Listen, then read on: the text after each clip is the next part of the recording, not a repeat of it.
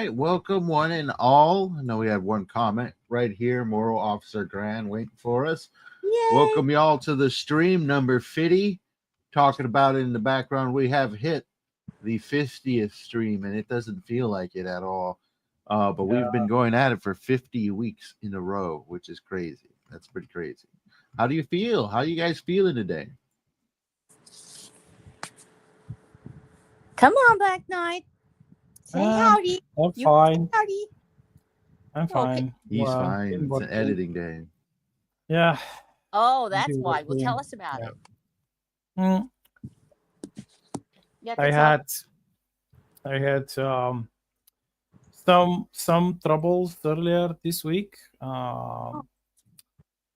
and I was concerned that I wouldn't be able to do something important, but today at least, later today,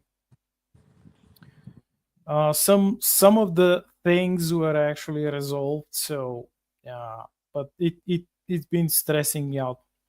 Otherwise I could edit another chapter earlier this morning, and then I wrote the obligatory Tanka poem, which I hope you managed to read. If it's a poem, you can read it online right here. It's an open open forum kind of day We'll see. today. Topic list, We'll just going at it, talking about whatever. What's been bothering you guys, what you hate and love in media, or any particular new type of media that's just been getting at you. And I'm just about to post the new chapter of Hamster King, which is chapter 7. Nice. I can't even. Ooh. I mean, I don't know. It's been a weird day. Okay, I know what's going to make it better. You want to know what's going to make it better? I don't know. You're going to read your Tonka poem on air. It's time for a poetry slam. We'll start with our latest poems. James, you pick one too. And everybody's going to read their poetry. You're going to make something up. Make something up in the next 5 minutes. And we're going to read, or you can pick a snippet of something you want to read. So that way you see what you've done, and you realize that you are still creating, you're still enjoying life. And I am proclaiming it Recreational Hug Use Day. Hugs for everybody. Woo! Come on, everybody. Woo! It's going to be great. You get a hug. You get a hug. Like hugs. You get a hug. Everybody's getting a hug right now Hugs online. in the chat. Yay. Yeah, hugs are good for people. We need more hug use in this world. So, I've been using hugs since I was a kid. It's very popular in the 90s. It was, yeah. No, we had some crazy hugs back in the day. You don't know what it was like. You go out and you hug and be like, oh man, I can feel my fingers and everything. It was awesome. I remember the 70s, back when we had the peace and love hugs, and they were just different because people were all like mellow and stuff. Well, except for the people that were really strung out. But anyhow, the rest of them were all awesome, and they would hug. We had a lot of hug use back then. So today, I proclaim it. Taryn Tuesday number 50 is Recreational Hug Use Day, and everybody who comes into the chat gets a hug, because that's what I said. There you go. It's been declared. That's right. There you go. Hug away the pandemic. That's right. Just hug it away. Right. So how have you been doing? All right, Snow. How's your writing journey going? I know you had some stuff to talk about in the back. Let's see. Well, actually, I've been kind of doing what Black Knight's been doing. I went in and I started. I do this thing where I go in and I write and I actually edit as I go. So I start reading and I think, well, I'm going to read and catch up so I can get to the point where I wanted to write, like at the very end where I got to go on to the next section. And instead, I get stuck in this place where I'm reading something and I realize something else is supposed to go here. And so I insert something And then when I insert like this big idea that suddenly I go, oh, this thing happened right here and I didn't even know it. Well, then when I started looking at it, I'm like, oh, dude, I got to edit like 10,000 words out so I can fit this in. And so I go in and I cut, and then I add more stuff in the middle. So for the last week, I have been attempting to get to read through my current manuscript, and I have only got like a third of the way through because something so extraordinary happened that I had to write the whole darn scene and then edit enough to make it actually fit in. So it was like so cool because I was like, this is where this goes. So it was kind of sort of a fun journey on that one. I had a really good book club meeting last night. I was really excited about that.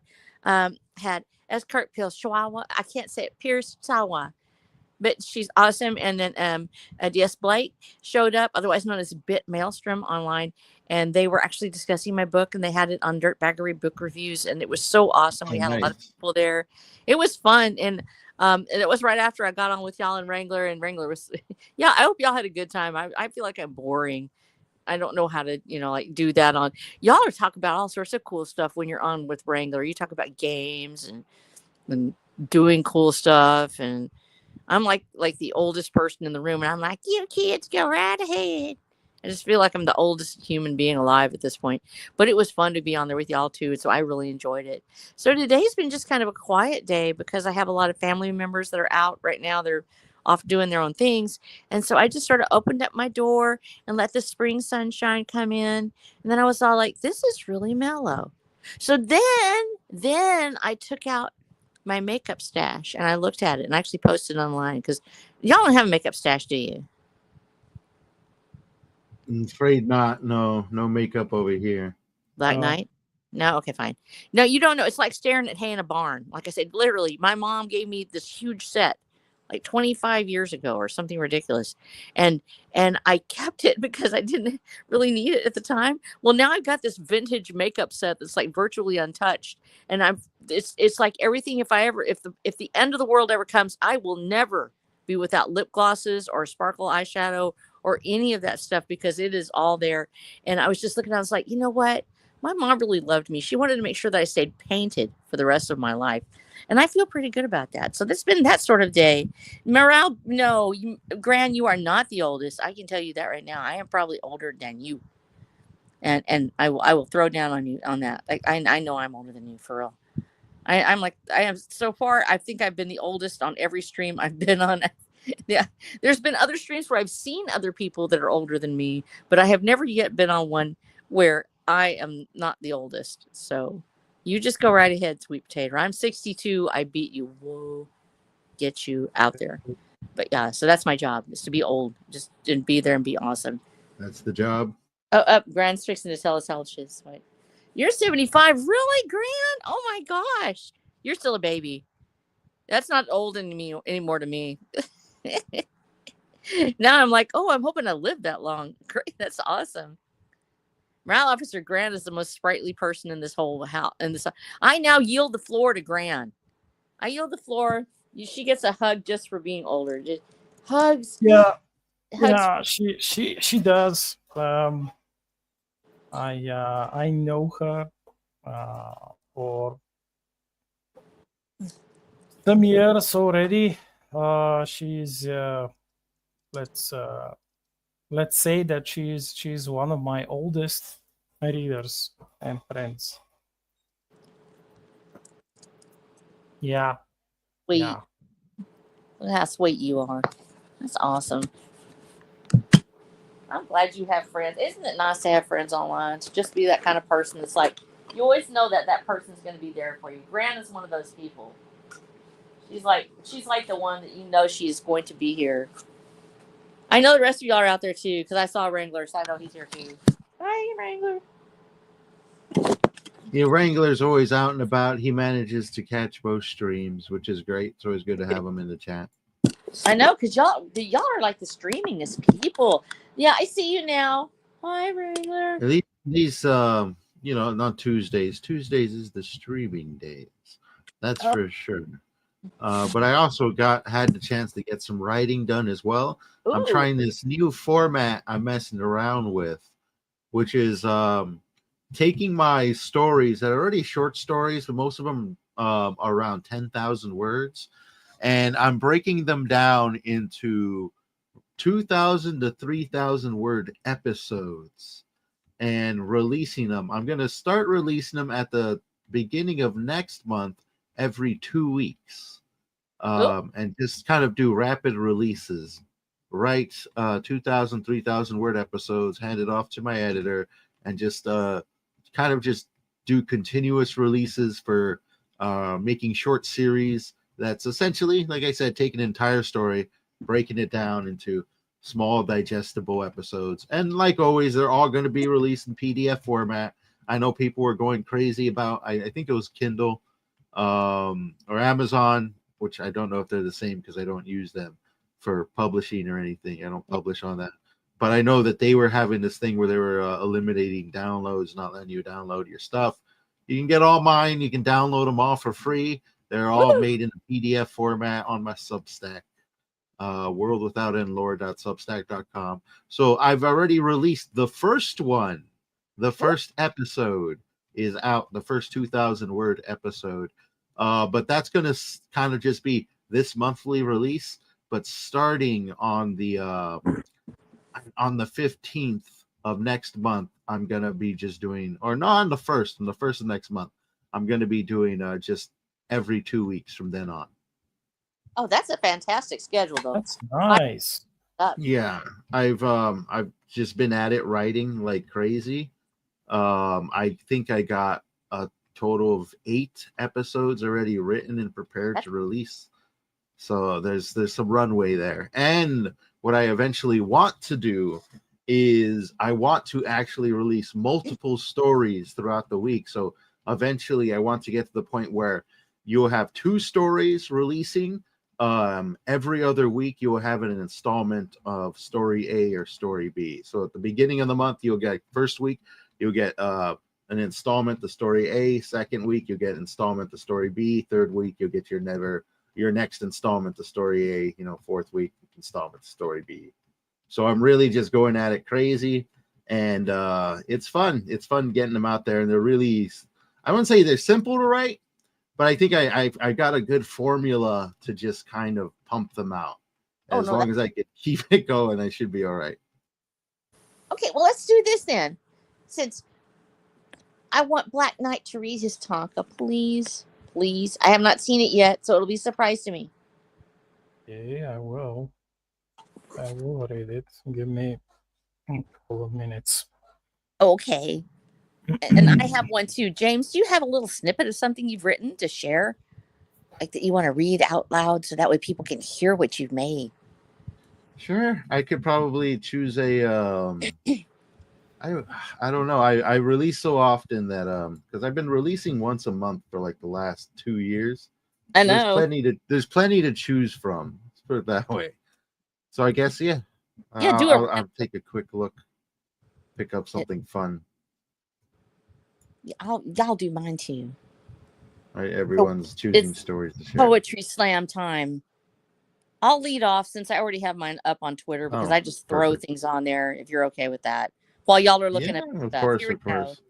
This was the morning poetry warning. Unexpected dreams. I just literally had this poem come to me. I sat down. I wrote it live on Twitter. Literally just slammed it down on the thing and just there it went. So here it comes. Morning poetry warning. Unexpected dreams. Sometimes we awake to find that all our dreams come true. But sometimes dreams are nightmares, and we don't know what to do. It's all part of the journey. Just remember what is true. Keep your eyes upon the prize, and keep on moving through. It starts and ends with you, my friends. The answer lives in you. Ta-da! The end. Nice. Fun. Yeah, I got a short one. Short story, but it's pretty straightforward. I guess I could read a portion of this that kind of exposes a piece of the lore of my world, because the way I like to do it is I kind of drizzle in the lore in the stories, so that way people who kind of keep up and read can kind of piece together in the background what's what. because all the stories obviously stick to the exact same lore. And this one kind of unveils an aspect of the world called the Abyss. Ooh. And let me read this small piece right here. I once knew a scout, he continued, a brave one with more spirit than sense, who thought he'd see for himself. He walked far from our kingdom into the free lands, through hill, across the cracked and empty sands where bandits await.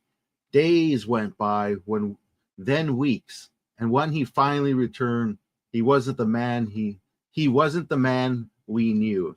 His eyes were hollow, his skin too pale, like the dark had left a mark on him. He barely spoke, only muttered about the things he saw on the wastes.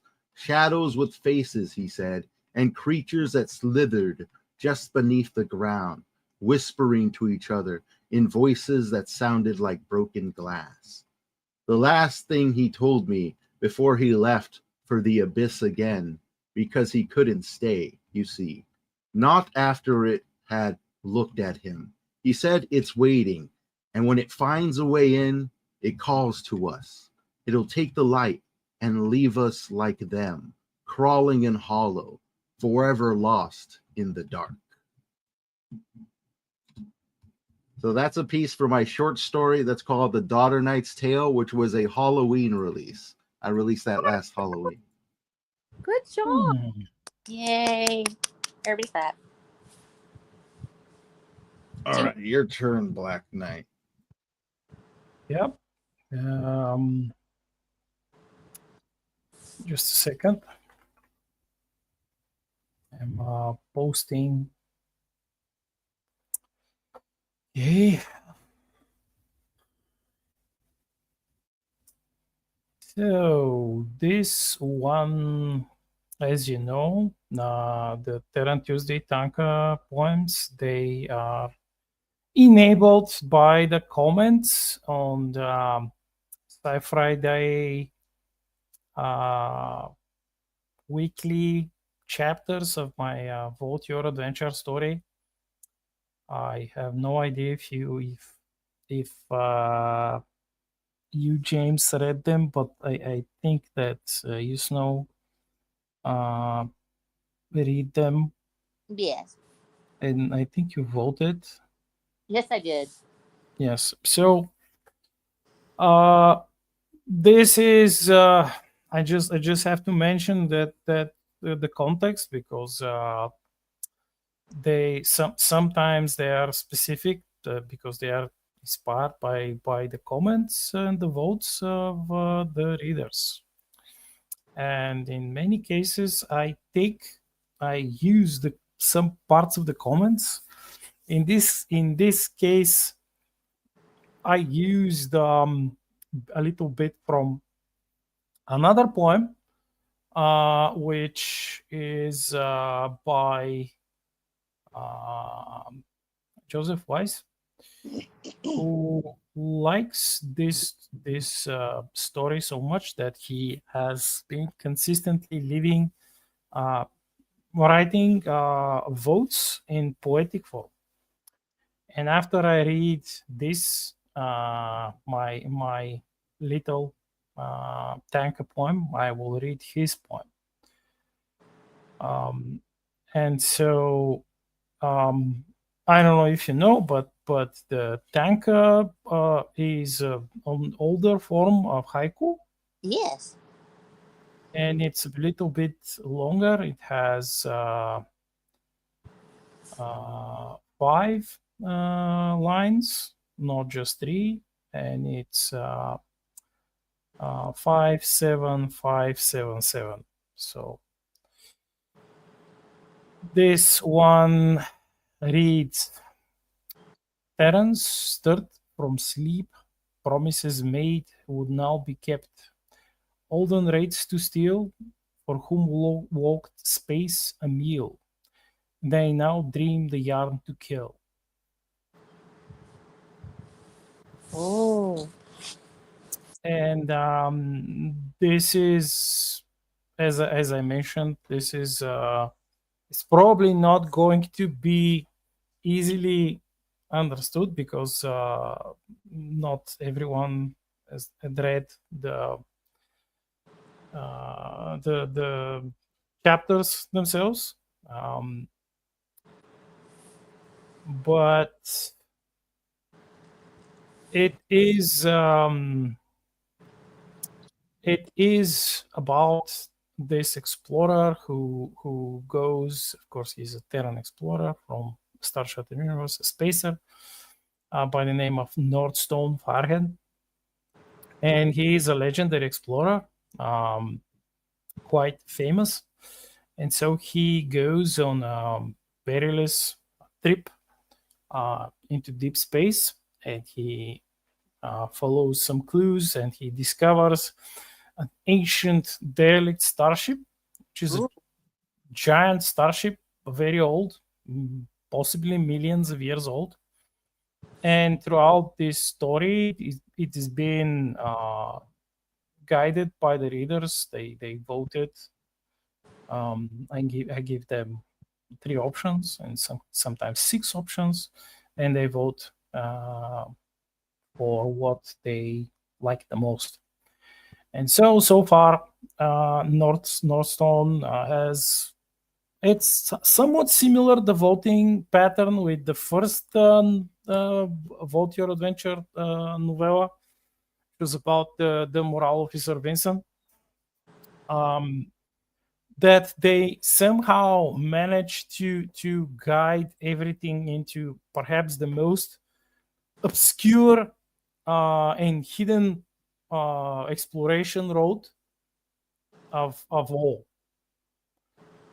And I'm not going to spoil it, but they kind of perhaps this is like the ending will be one of the 3 rarest endings.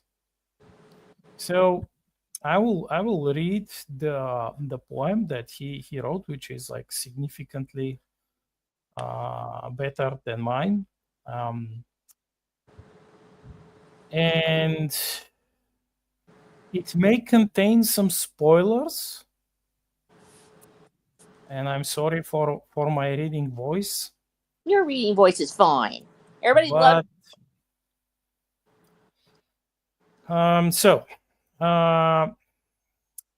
Once freed of chains, the children of the Nile trekked through the ship, must have walked a mile. With gentle care, tie on his back, Nordstone and Neve led the captives track. To safety's arms their fate held fast, while castaway soldiers grim from the past were watched by the one who walks the stars, guarded by Terrans with battle scars. Then food for the cosmovoid they sought to find, spectral thin, undead, better than rind. Sweetest fruit, though foul to taste, still none of the Terrans would let it waste. No Terran stands alone in strife. They build their homes, they share their life. With open hearts they friend the foe, and through the dark their kindness shows. The lady priestess told her tale of slavers grim who did assail her royal troops and laid them low before the stars claimed friend and foe. In iron chains they crossed the sky, put to sleep with no goodbye, but now they wake from timeless sleep, the Nile's own children stirred from sleep. With castaway kin and the star walker bold, the wily Terran with spirit old, they forged the plan to see the yarn fall, and gathered silent, one and all. In the belly of hope, a bird of flame, where Terran sought a rope to tame the hunter's mind in a cage of light, to break her bones in just born fight. Feed the star walker, gather the lost, count every soul, whatever the cost. Then fly, he said, with wings spread wide, towards the place where dreams abide. That was awesome. Nice. I think you got a better. I think you got a better reading voice than you think. That was an epic poem. That was like ones that have their own book. every single comment on this story, as so far it began, is like that. Wow. So if not for the story itself, it's just you'll love the poem comments, poetic comments. I was surprised. What I surprised was you? really surprised. Well, I did not expect that many comments, and especially this level of activity. Yeah, pretty people love much. epic poetry. They love epic poetry. I think they're hungry for it. Well, hopefully, I can keep writing like this and inspire them. That's what It's community absolutely responds to you on this. It's amazing to watch. They love you, Black. Knight. Look at you with your little bird head. all right. So I managed to post the new Hamster King chapter, and hopefully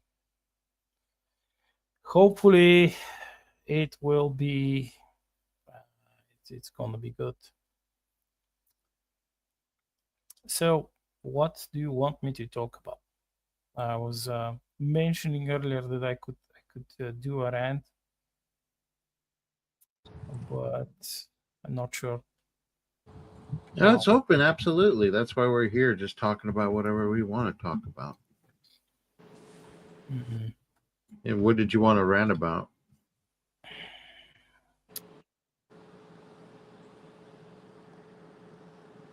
I don't know. I kind of forgot.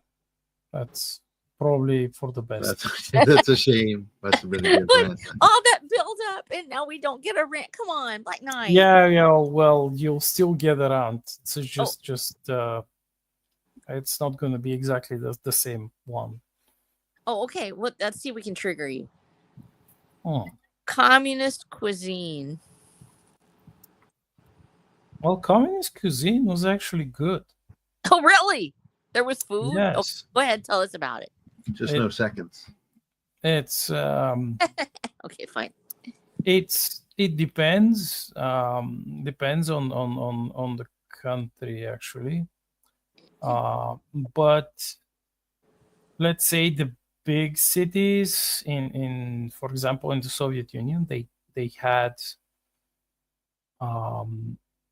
had been supplied with sufficient, how should I put it, sufficient amounts of produce. The everything was of course, it's a planned economy, so you can't have no one has enough, like, because there is a set quantity of things that they will produce. And let's say there were at the time, at some points, there were cafeterias where they served normal quality food. It was just not too much, and it was like the portions weren't that big, especially if you compare it to like with restaurants in America, where you have ginormous portions.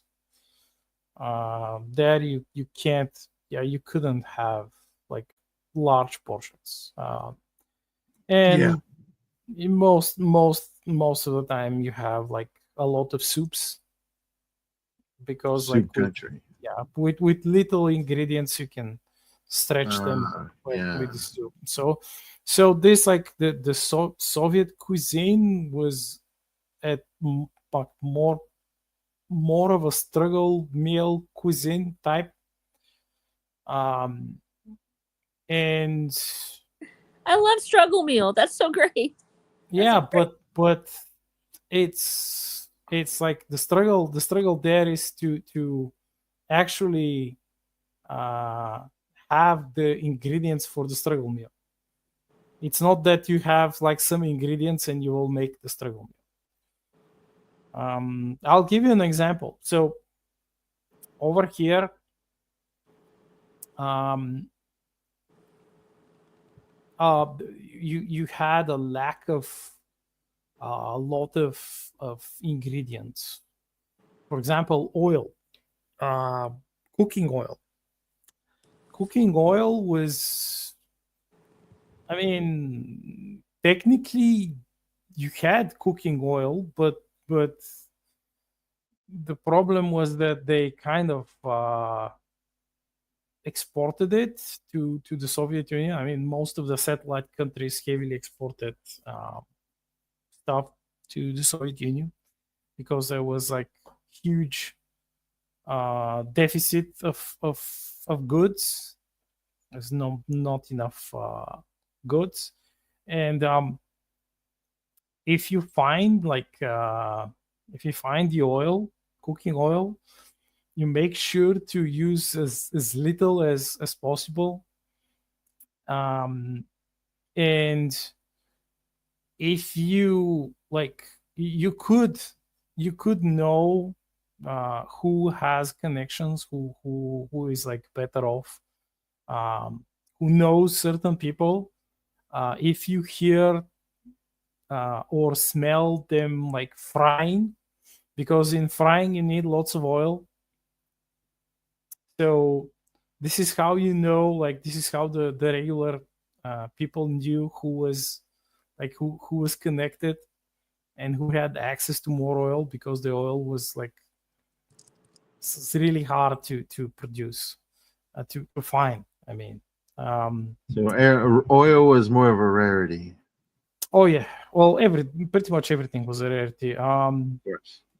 Bananas, and oranges. I mean, they kind of released some during the around New Year's, and you could, if you were sneaky, you could find like a few left on the market.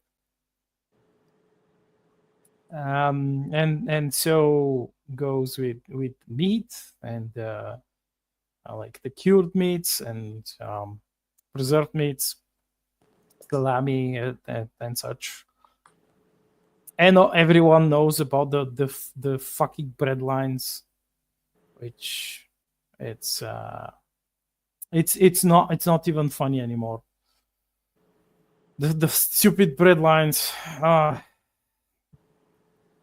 Yeah, but otherwise, if you had the ingredients, we had nice cuisine. We still have it. We can make lots of interesting stuff.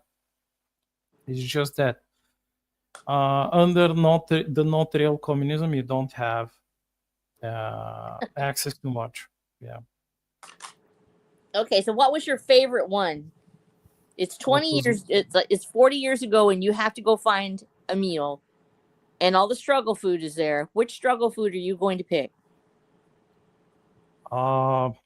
Beans. You have to describe them. How do they taste?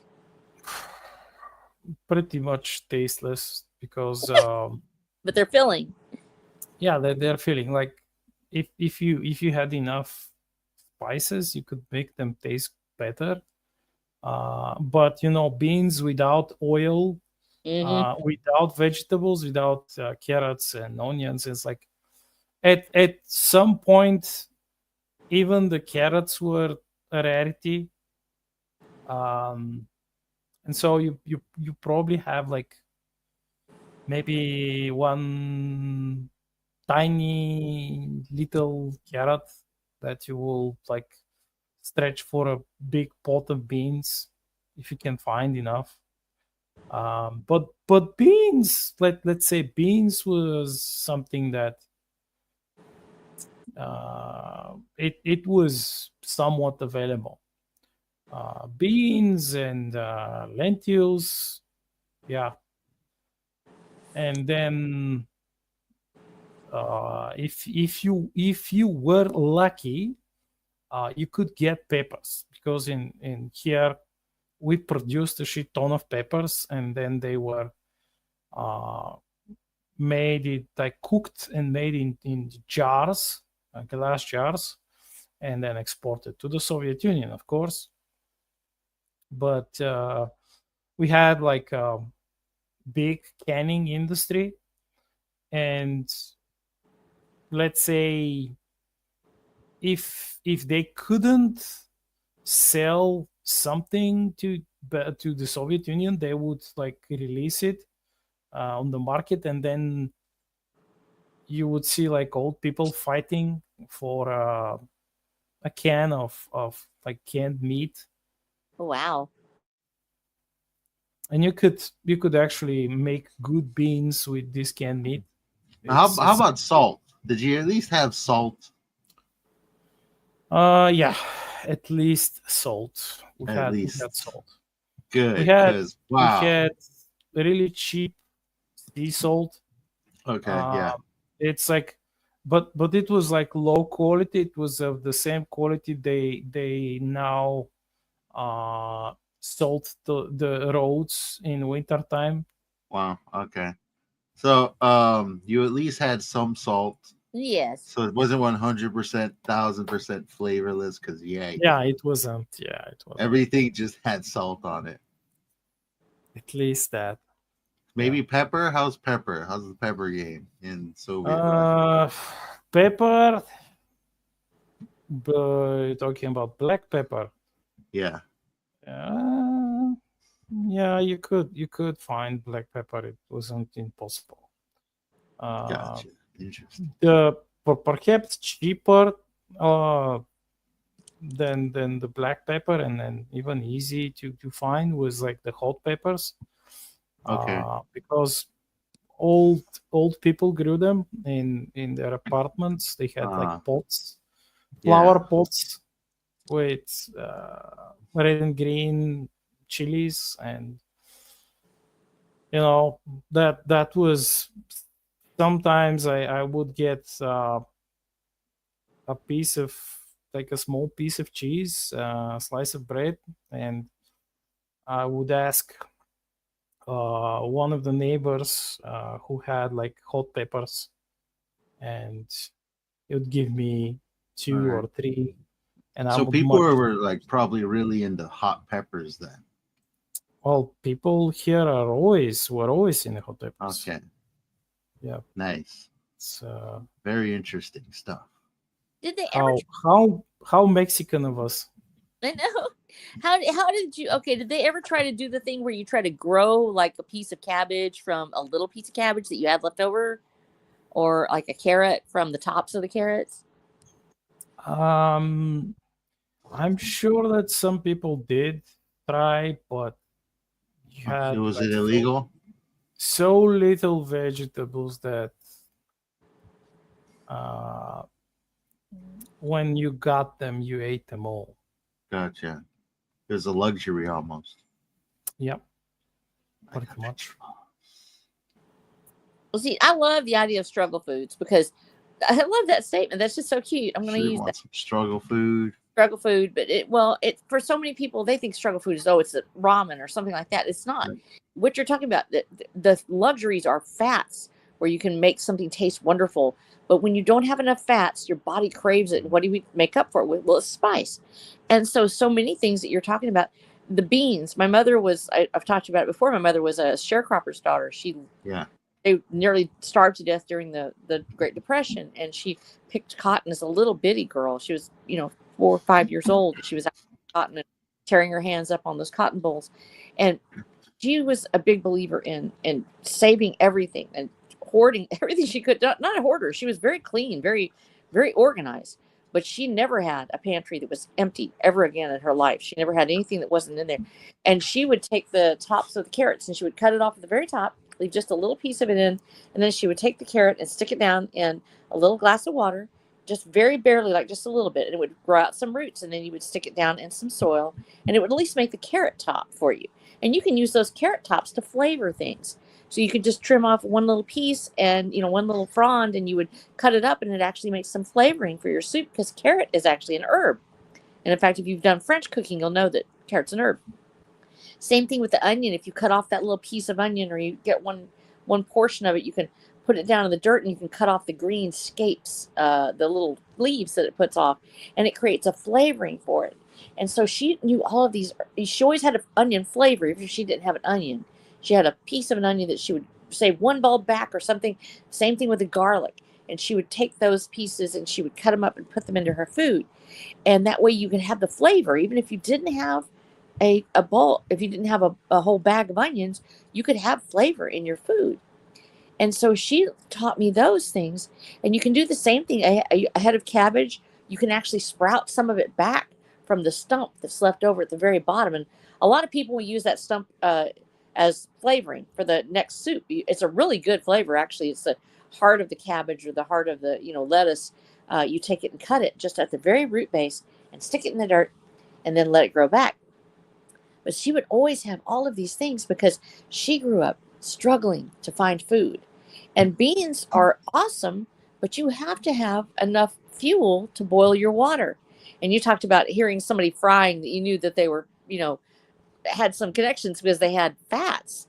Well, you have to, if you're really in dire straits, it's hard to get enough wood to boil water continuously. You have to have a wood stove of some kind, or a rocket stove. And so this becomes about conservation of fuel, how you can make that happen and still have a pot that you can boil in, or something that you can work with. They didn't even have a refrigerator. They had a wood stove. They didn't have an actual, gas stove. So they actually got to where they knew exactly how much wood you had to cook even.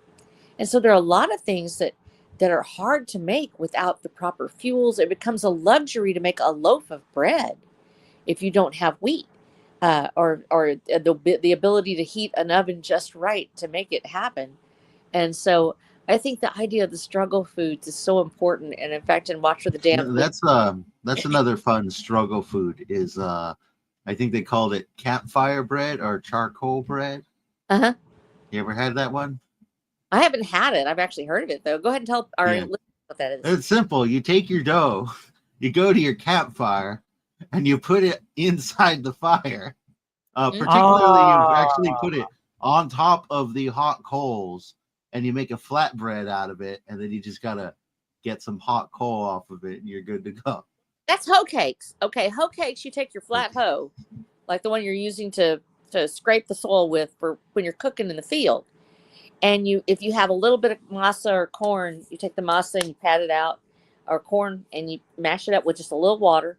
If you have some fat, that's great. But you probably don't have it out in the field. But that's why tortillas are so important, because you can make a tortilla with water and corn. That's it. You don't, if it's nixtamalized, that's awesome. You don't have to worry about like it having to fluff up or anything. Yeah, and so you pat that, put it on the hoe, and you stick your hoe down in the fire. Well, it creates a little flat place, and of course you want to clean off that hoe, but you stick it right down on top of the fire, and it makes a hoe cake, which is why cornbread, with sometimes those little flat patties of corn, were known as hoe cakes. And so you have a lot of people that would make that out in the field, just stick the hoe down in it, cook right off of that, eat it, and then go on about their business. With just a little bit of masa or some, like, just pat it up. Why not the shovel? Why not use the shovel? Yeah, you can use the shovel for it too. The hoe is a little different because you don't have to.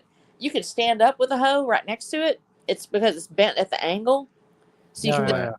They're a little easier. Where if you have the shovel, you're sort of having to hold it over the fire, but you can use the shovel to cook.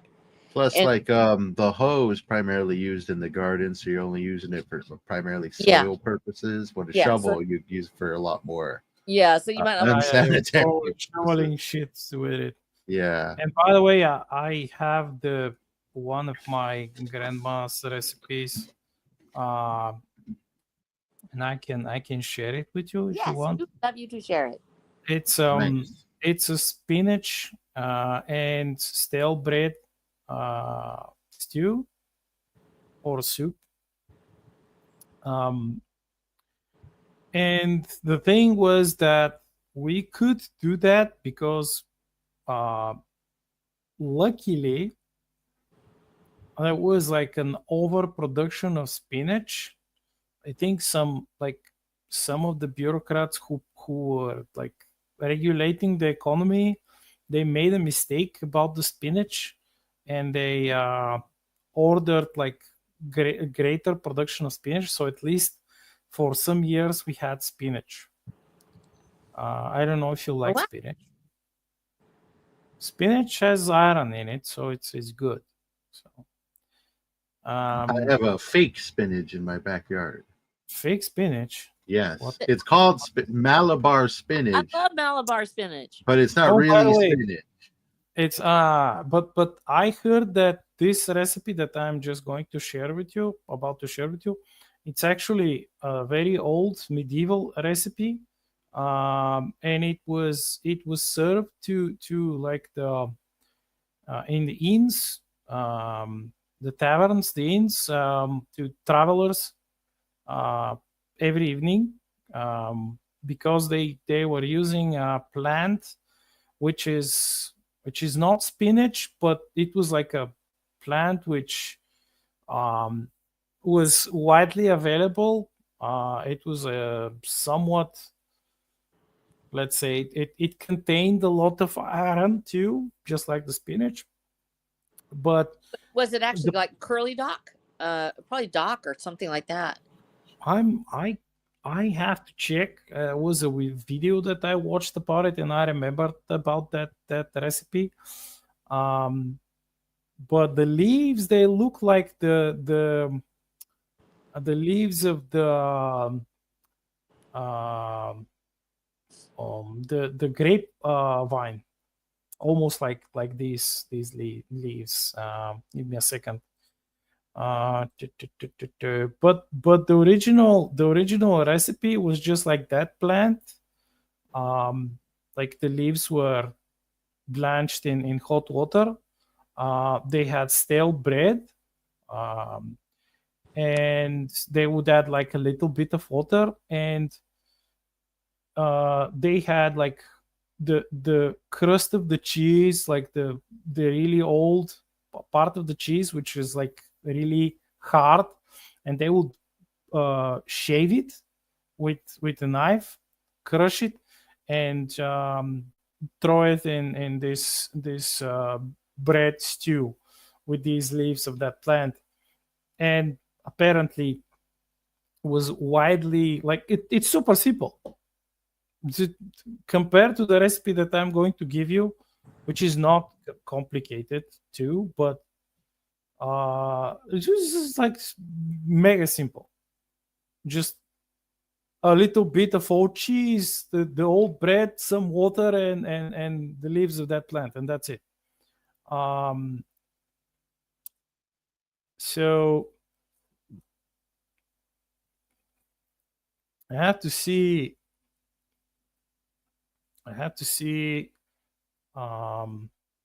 where I saved the video, and I will probably tell you about the plant later. But the recipe is the following. So you of course need spinach and stale bread. The better if you have like homemade bread, and it's not like bread with the store sold bread with the sliced bread, which has a lot of preservatives. So part of the bread, perhaps 1/3 of it, you cut into cubes, which you will later bake in the oven to make croutons. And the rest of the bread, you crush it as well as you can. I usually use a potato masher to crush it. And then you caramelize one big onion in a pot with 50 grams of unsalted butter. I think for our American viewers, it would be a half a stick of butter. I'm not sure. Some good butter. Yeah. Then add to the onion, add like 2 cloves of crushed garlic. Blanch the spinach for a couple of minutes in another pot. And combine everything in the same pot that you caramelize the onion with, let's say, a big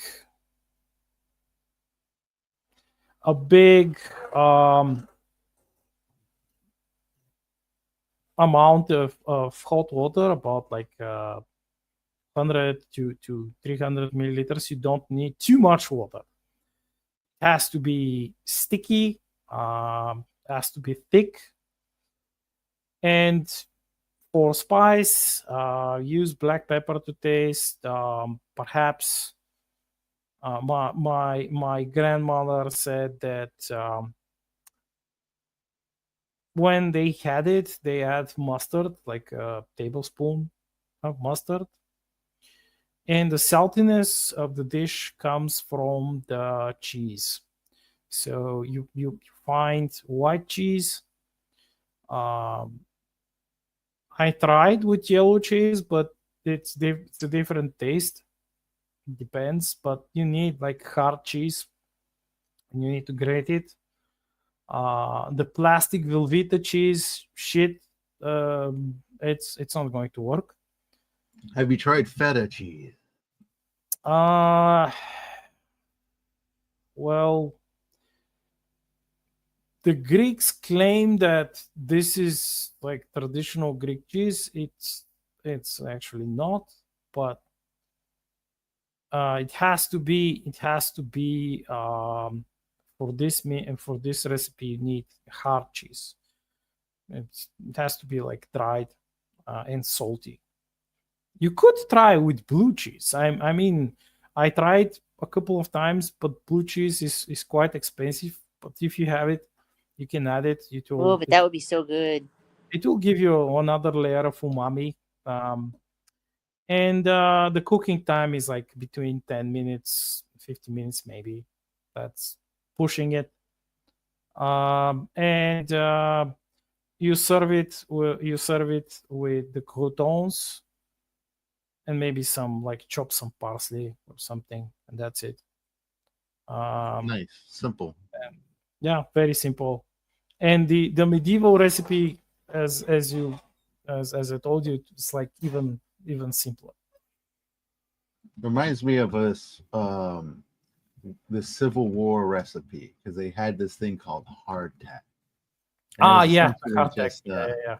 Really, really, really condensed bread that was super duper hard, and they had to it was really hard to just eat by itself. So they created this thing called Hellfire Stew, which was just like watered down hardtack,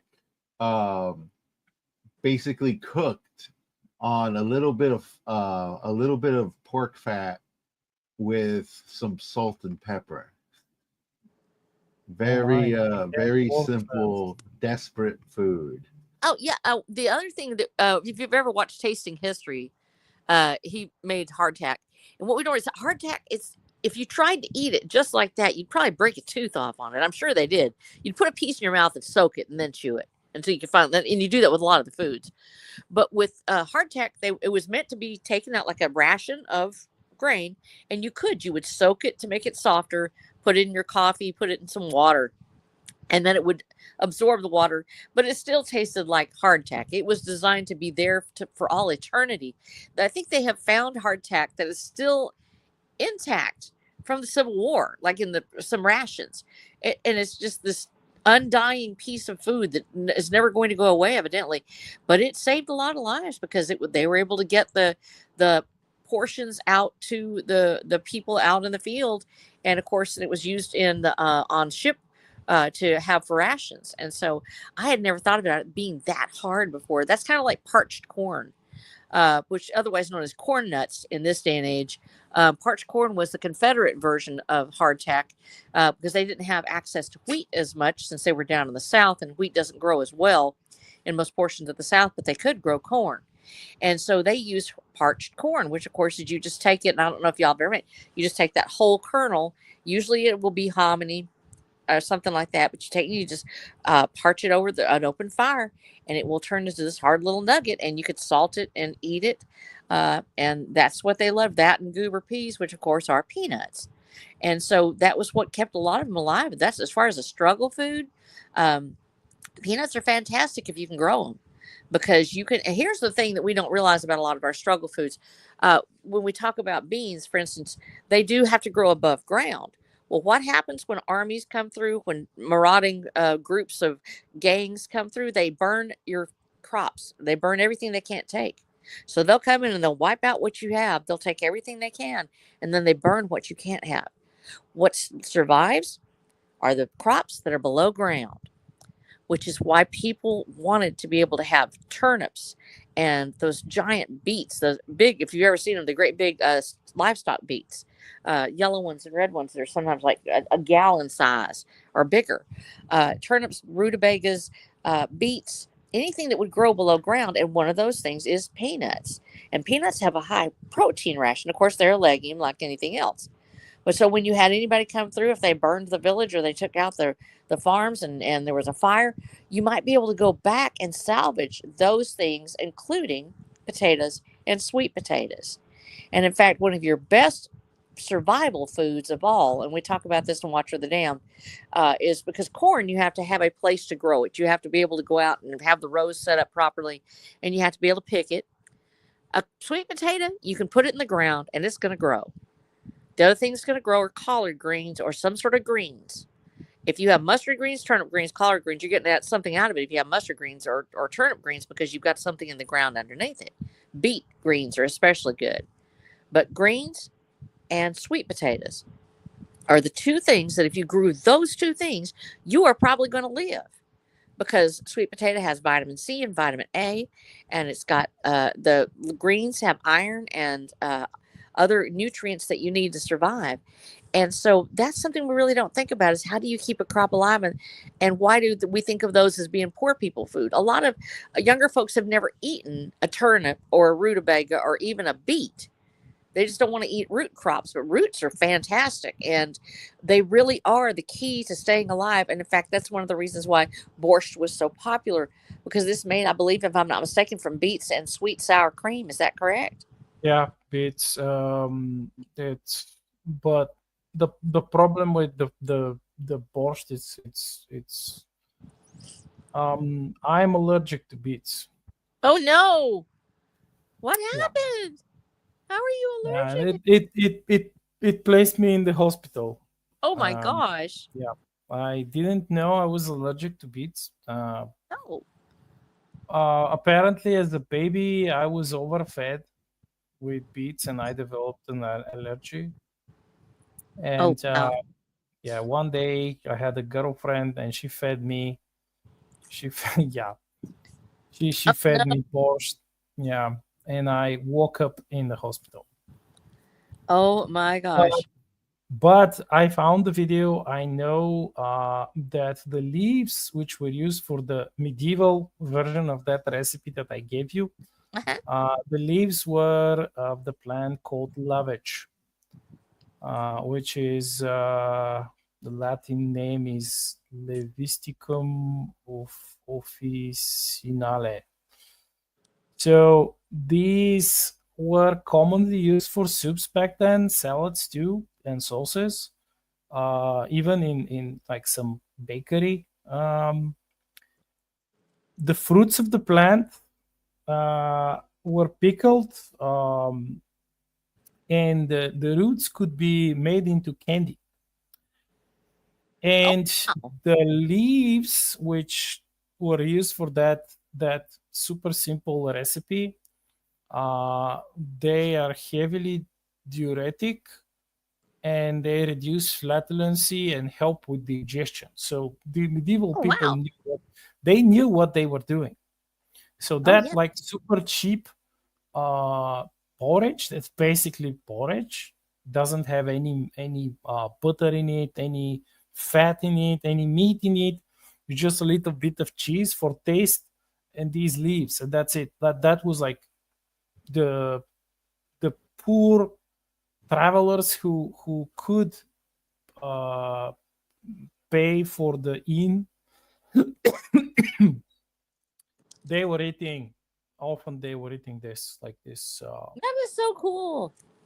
and I think um I think there were like other soups with root vegetables, because in the medieval period they had like a lot of different root vegetables which are not grown today because of stupid That's true. because of lots of stupid, but even like the fucking chickweed.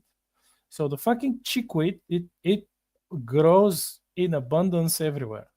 It's jack full of vitamin C. Yeah. It has so much vitamin C, and it has like more vitamin C than the lemons, and it helps with, apparently helps with like respiratory and digestive problems, and also can be used on wounds, like open wounds. So I don't know, but there was like roots, like one of the roots that the nobility invested heavily in growing this root vegetable, uh, and it's called salsify. Yeah, salsify.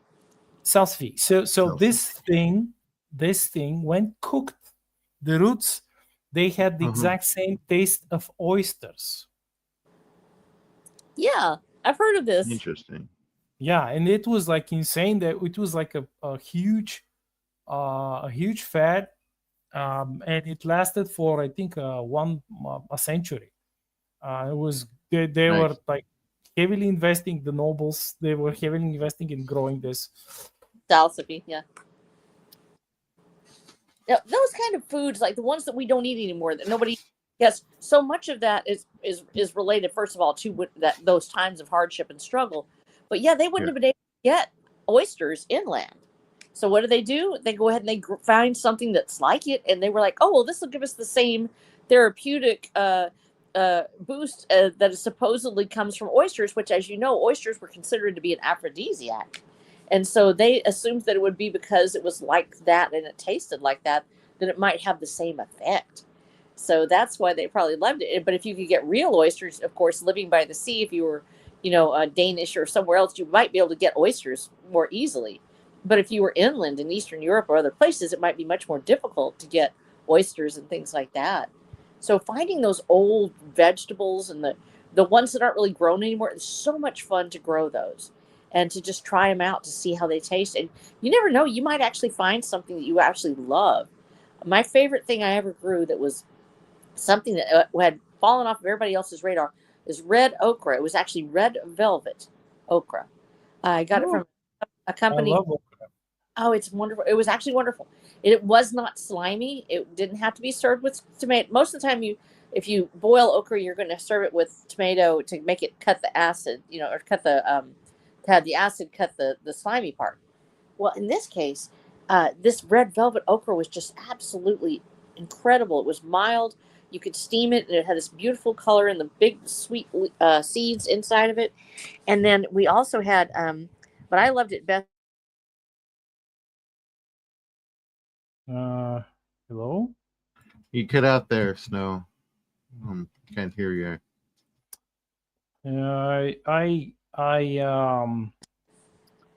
I have another recipe with okra, and it's one of the famous meals that um, were cooked here before communism, and of course after communism. But it's a thing that it's somewhat similar to what you, James, mentioned about that bread that you threw it in the coals in the fire. So we have these pots, which they are clay pots, hardened clay pots, really beautiful.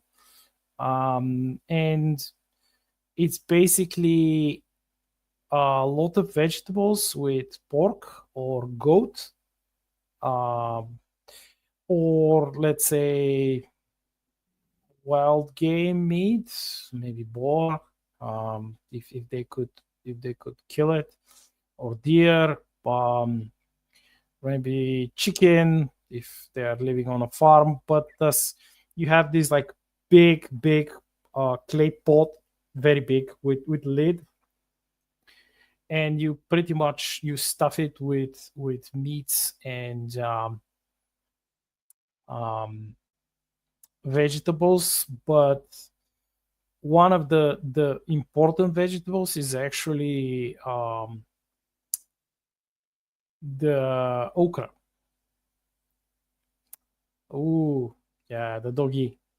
So Yeah, doggy. is it like the is why the box, maybe it has like cat genes? Yeah, that's what people say about him. He likes being in boxes. I put a bed over here a second ago, seeing if he'd lay in it because he's got a bed, but he doesn't want to. He wants to be in the box instead. He wants the went box. off and jumped in the box. So I just bought It's the the box. pug cam. Yeah. Stays might be upon it. the pugginess. Yes. He's a little French yes. bulldog. Yeah, so happy. Yes. Oh yeah, Scratch, yeah. Scratch He won't me. leave me alone. Yes. He is he is my stalker. They are like I've once talked to a scientist, and she explained that a lot of the doggies and the cats, they are addicted. They get addicted to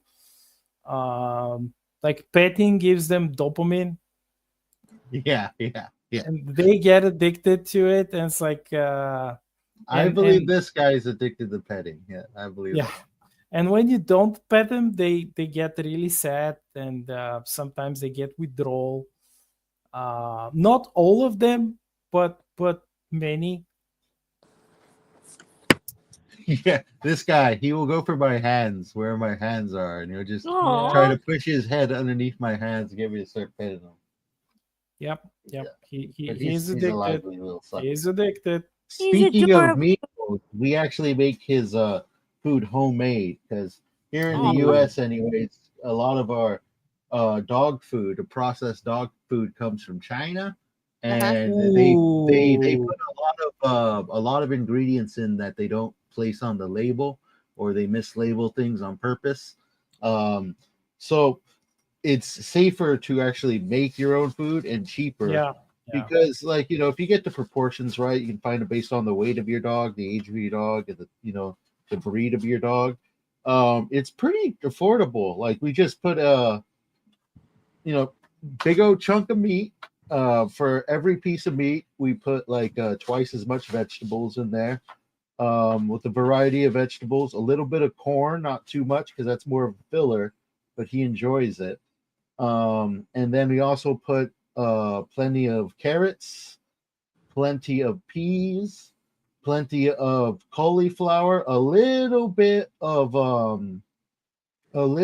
broccoli, a whole lot of greens, and he enjoys it. And from time to time, I go out of my way and give him some unsalted, unseasoned anchovies. Oh, Because, really? Does he like the yeah. fishies? Anchovies are pretty good for this breed of dog. Unsalted, it's- of course. but the right unsalted, proportion. because their liver will, Mhm. you'll damage their liver. Yeah, they Yeah, can't. you got to go unsalted on these You guys. gotta give them like unseasoned stuff. Yeah. Yep, that's how we go. Unseasoned. Because sometimes you want to share a meal with him because his food is just vegetables and meat. It's That smells good very stuff. when you're cooking it. Living the good life. Yeah. Yeah, he's well taken care of, this dog. And you gotta, cause Now, he's got a lot of digestion issues. now It's a that bulldog. you now that you mentioned like the dog food, I remember that there was a time when they had like imported. It was actually dog food imported uh,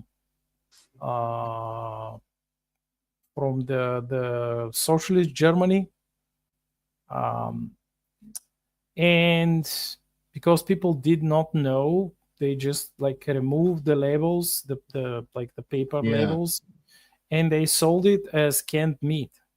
Yikes. And people like bought everything and ate it. Well, I guess they enjoyed the flavor. Oh, I'm told that it was delicious. I never had it. Like it wasn't like enough to get everywhere. But those who ate it, they claimed it was like super delicious. Really? Yeah, I have no idea what it was. Interesting. Yeah, but it was super delicious. And uh, what was the thing that they did in Romania? So there was like some as far as like recipes go, Romania was really in a bad place during the Ceausescu's regime, and they had at a point, I think they like people had um, eaten the rats, um, most of their pets, and it was horrible. But there was like a story that my parents told me that when they went there was like some state holiday, maybe the holiday of Okay. the dictator, and they were like, oh yes, we have like this super yummy meal and stuff, like luxurious meal.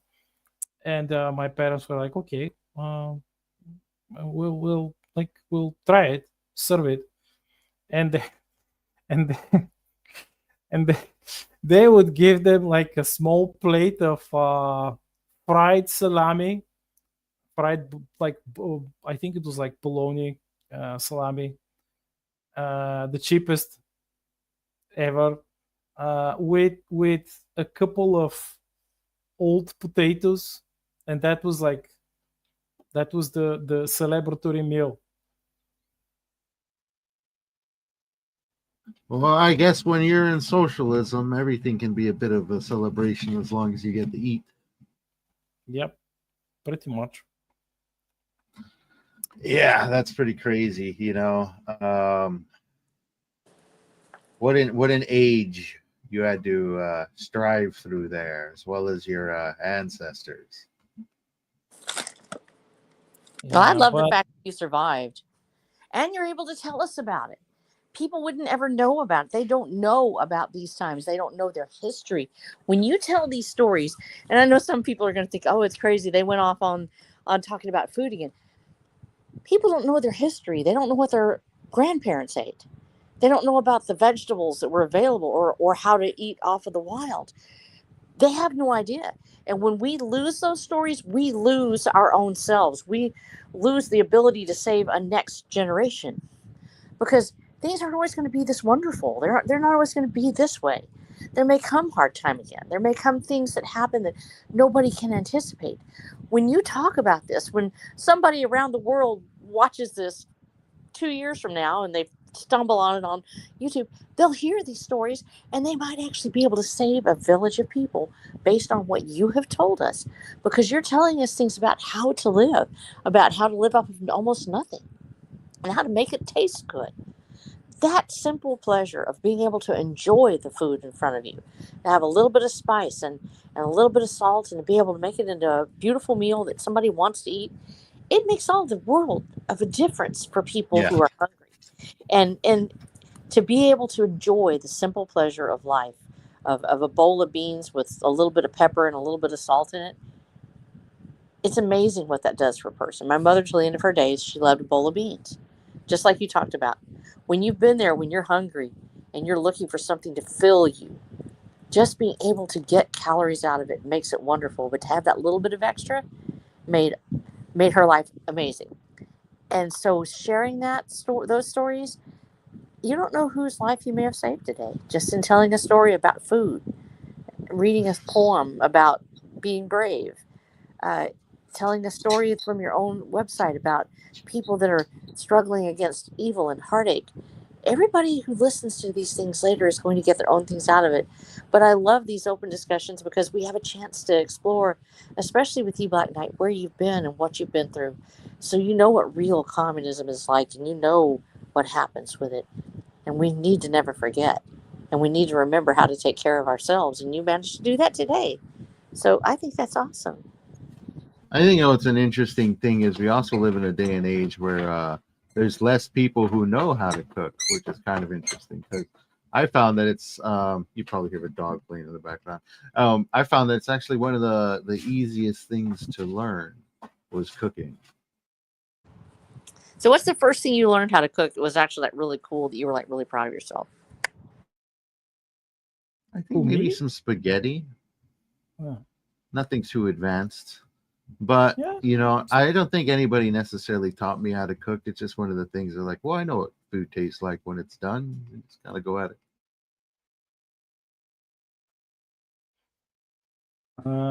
In my case, the first thing that I learned how to make were um, potatoes and eggs. Oh, yeah. My grandmother had like, but the problem was that, of course, we didn't have like a regular access to eggs. Sometimes you could have them like twice a month or something. Uh-huh. Oh wow. Well, they were cheap. Like everything, technically, Yeah. everything is accessible technically, but you don't have enough, of course. Yeah. So Scarcity. So, what she did was like bake the potatoes because we didn't have enough oil. So she would slice them thin, or she would ask me to slice them, and she would bake them with just like a little bit of oil. Bake them in the oven, and then in a pan, she would like use the second little bit of oil that she would save, and we would just scramble the eggs with the potatoes. And it's super simple, but it's very filling and tasty. Just with just a little bit of salt and some pepper. That's it. Of course, these days when I make it, I don't use oil. I use butter. I use butter. But I still bake the potatoes. And if you have like one of these fancy American potatoes, it's going to be even better. Is there what's a fancy American potato? What's the difference here? Was it like this super special sweet potato? Sweet potato. Is it orange or is it white? I have no idea. I think it's red. Oh, that's a sweet potato, and they're very good. Yams? Don't have Yeah. them. We Really? don't have sweet potatoes here. No. Interesting. We'll ship you some. I think I saw someone Yes, selling those are them, really good baked. Like a sweet but potato baked, just a little slice of butter and a tad bit of salt. You're good to go. Uh-huh. I think I saw someone selling them, but they were like super expensive, probably because they're imported from Interesting. somewhere. Don't worry. Quite Once a- the tariffs quite a- go down, we'll send you some. Yeah, because I've grown sweet potatoes like at my house. I always stay back one sweet potato and I let it sprout, because then you can grow a whole garden of sweet potatoes from one or two little sweet potatoes if you just save the little sprouts off of them. But so we always have some sweet potatoes around, and I'm down here in Texas, of course, and we're sort of a we're a sort of super tropical, not subtropical. We're not necessarily a tropical zone, but we're like in zone 8 or 9, and so we're warm down here. So you can grow it. It has to be above 45 degrees. Well, they grew sweet potatoes. That's what they grew. The white potatoes don't always grow because it's a little too moist sometimes, or you can't get it's too hot for them. They don't like it's really hot. But sweet potatoes would grow in the heat of the summer. They make a beautiful vine that looks like almost like a morning glory, and you can eat the tips of the vines. You can actually eat the leaves of the sweet potatoes. So as long as you don't eat too many of them, because it's got, I think, a little bit of oxalic acid in it. But they would eat them as a snack. So instead of having a plate of cookies, one of my old ladies from my church, and I say elderly ladies, one of my dearly departed women, Miss Bessie, told us how she and her brother would come home and the mother would have sweet potatoes for them as a snack. So they'd get home from school Nice. and they would have a sweet potato, just run around in the yard with a sweet potato in their hand. And that's what they would eat because it was so sweet and tasty. And she would just bake them up and they would have them just like that until dinner. And that's a phrase that's actually used out here is grab an old cold tater and wait. Is that you would grab something which you could. That was their food that they would have available while you were waiting on dinner to be made. But it's so delicious that the kids loved them and they would eat them. And so I have a particular love of sweet potatoes because I know how good they are for you and how easy they are to grow down here and how important they are in the diet when you have the ability to grow them. In my case, because I think I mentioned earlier that we had more peppers. In my case, it wasn't like a sweet potato; it was a pepper. It was just a fresh pepper, and you run around and you eat the pepper. All right. Well, you got yourself a pepper. Like when you say pepper, you mean like a like a bell pepper? Yeah. Well, they call them Bulgarian peppers because they are not completely round. We had those too, but like they're elongated, they're really very plump. And when we had rice and some like ground pork, we would stuff them. And there is a great recipe with Bulgarian stuffed pepper. Oh, you can stuff any peppers. I've even seen like a guy whose wife, he's Mexican. His wife was Bulgarian, and they had these like really big Mexican hot peppers. I don't know how you call them. They dry them and they use them to like, usually they dry them and they make them to last, to be used like for beans and such. I have no idea. Poblanos or serranos or anchos. Yeah, you should know better than me, but he's like, he gave these peppers to his wife, and because she's Bulgarian, she said, "Oh yeah, these like," she didn't know, and she's like, "Oh yeah, these look like our peppers. Like I'll cook stuffed peppers," and she cooked stuffed peppers with beef, like ground beef and rice, and then some corn because they had corn. It's Mexico. And she cooked him, and he was like, where are my peppers? Where are the peppers? And she said, like, well, I cooked them. And I think they're hot, these peppers. I'm not 100% sure, but I think the seeds that are hot. Yeah, but yeah, she probably like removed some of the seeds. I have no idea, but they were stuffed, and he was like, "Okay, these are delicious." Oh, that's awesome. Yeah, the seeds are what's hot on the peppers most of the time. Now the meat itself can be sweet, but when you roast it or grind it up and make it into a paste, or if you put it in the oven, it'll always have a sweeter flavor. It still has some heat, but it's not the same as take out all the seeds out of it. And seeds is what makes it hot. If you've ever handled like trying to can peppers or to make a salsa, and you just having those seeds on your hands. Oh my gosh! Don't touch your eyes. You're gonna be sad. Oh yeah, I know. Poor little- I have once I made the mistake of using one of the grandfathers who grow like hot chilies. I made a mistake of using them and like slicing them for vinegar sauce with garlic, which is Ooh. supposed to be hot. So it's a traditional condiment almost, where you get like some of the barbecue, the Bulgarian barbecue, and when you cut the meat, you use, like, you have a small bowl of this sauce, and you basically dip the meat there.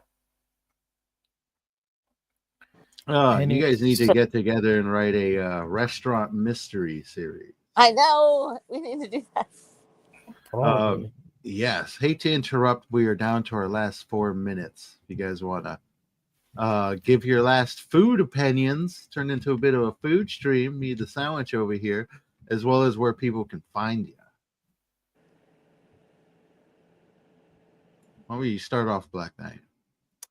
Well, you can find me on Substack, Substack the Black Knight, substack.com, where you can read the newest stories that I publish weekly. And you could also have the dubious pleasure of reading my amateurish poetry there. As for my books, you can find them on Amazon. Find all of the Star Shatter books that have been published till now. 2 anthologies, the collections of short stories, also set in the same universe, A Mandate of Sword and Railgun, and The Blood of Tyrants, which is the second one, the newest one, and 2 books about Valinor Torrent, which are also set in the same universe, which are shorter novellas, Conan-esque novellas. And then the newest book that I have published, which is old school fantasy, Lord of Bones. Nice. Yeah. Lord of Bones. It's got a great cover. It has a great cover, yes. All right. RH Snow, where can people find you? Last food thoughts, I guess. Yay. Okay, so you can find me at watchwiththedam.com, where I have all my books on Amazon. And you can also find my little podcast that I made. There's just a mini series podcast for the first chapter of the book. And you can also find me at Substack, like Black Knight over there, except he's like Super Machine, and like James, who's a Super Machine on Substack. I just like post any old thing. I post little snippets of poems and what I'm thinking that day, or a picture of something. But you can find me there as well, and at flow.page/rhsnow, flow.page/rhsnow. And my last food thoughts are: food is such an important part of our lives, and no matter what, it seems like we always come back to it. I think the reason why is because it is the common thread that binds all humanity. No one can live without food. We all have a way that we love it. We all have something that makes it unique to our own culture, to our own past.